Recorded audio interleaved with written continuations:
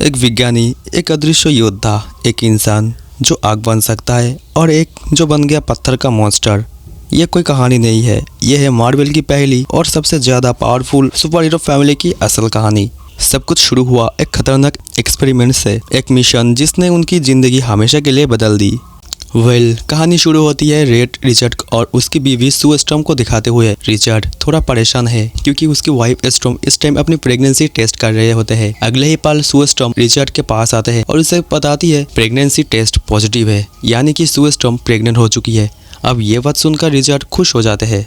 हमें ये भी पता चलता है उन दोनों की मैरिज को काफ़ी साल हो चुके थे, लेकिन आज तक उनका कोई बेबी नहीं हुआ था। और आज इतने सालों बाद बेबी की खबर को सुनकर ये दोनों बहुत ज़्यादा खुश है। इसके बाद सीन शिफ्ट होता है और हम एक शो को देखते हैं।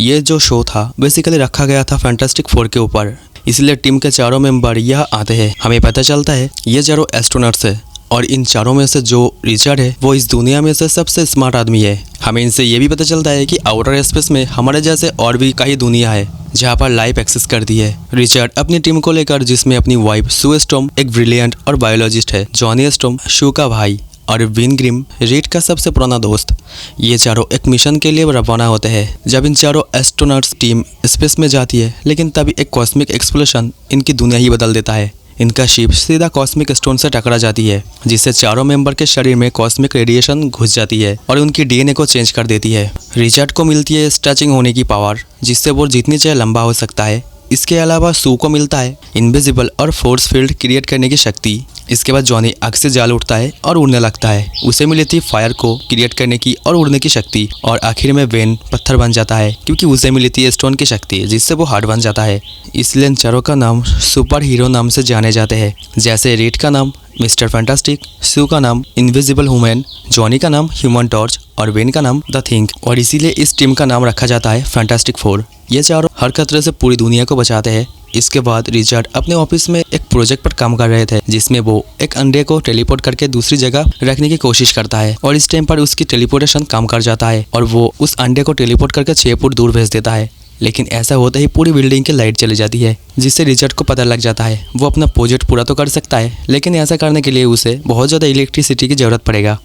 इसके बाद काफ़ी समय बीत जाते हैं। पूरी दुनिया में हर तरफ शांति होते हैं। साथ ही साथ शू की डिलीवरी की टाइम भी अब करीब था, इसलिए ये चारों बेलकनी पर इस मोमेंट को एंजॉय कर रहे थे।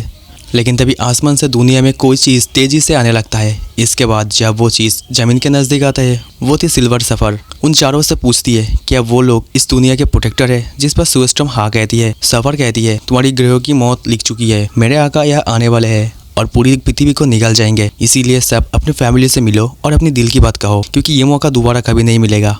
ये बोलकर सिल्वर सफ़र वहाँ से जाने लगता है, लेकिन तभी जॉनी भी उसके पीछे पीछे जाता है।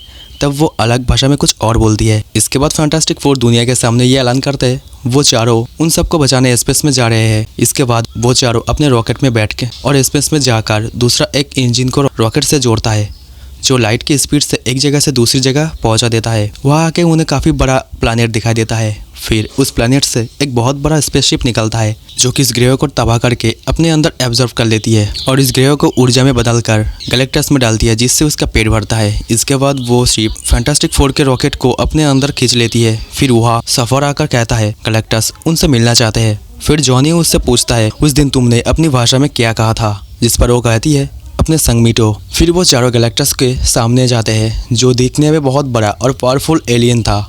वो उनसे बताती है हजारों साल पहले वो भी इनकी तरह इंसान था, लेकिन एक दिन उसे एक शक्ति मिली जिससे वो बहुत बड़ा और शक्तिशाली बन गया।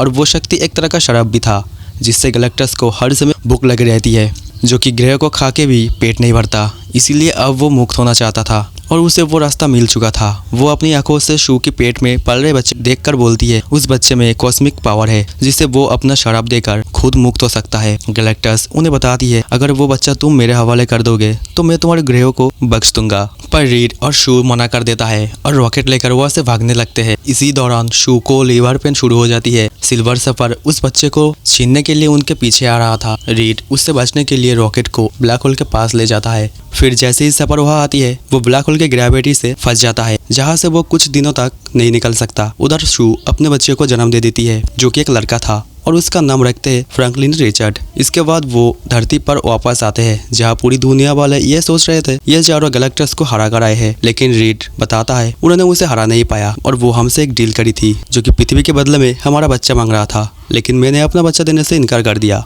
अब रीड एक ऐसी मशीन बना रहा था जिससे गैलेक्टस को टेलीपोर्ट करके दूसरी जगह शिफ्ट कर देगा, इसलिए उन्हें बहुत बड़ा मशीन बनाना पड़ेगा और उस मशीन के नीचे अपने बच्चे को रखना पड़ेगा ताकि वो उस टेलीपोर्ट मशीन के पास आए। इसके बाद जब गैलेक्टस अपने शिप से उतरकर बच्चे को लेने टेलीपोर्ट मशीन के करीब आते हैं, रीड उसे ऑन कर देती है और उस पोर्टल में खींचने लगता है, लेकिन वो बाहर आ ही रहा था। तभी सिल्वर सफर उसे जोरदार धक्का देकर दोनों एक साथ उस पोर्टल में चली जाती है। फिर वो पोर्टल बंद हो जाती है। दोस्तों, सिल्वर सफर के अंदर अब इंसानियत आ चुकी थी, इसलिए खुद कुर्बान होकर गैलेक्टस को लेकर हमेशा के लिए उस पोर्टल में बंद हो जाता है। इसके बाद जो होगा हमें दिखाया जाएगा स्टेप 2 में। शू मर चुकी थी, लेकिन उसके पति उसे CPR देती है और उसे बचाने की बहुत कोशिश करता है, मगर कोई काम नहीं होता।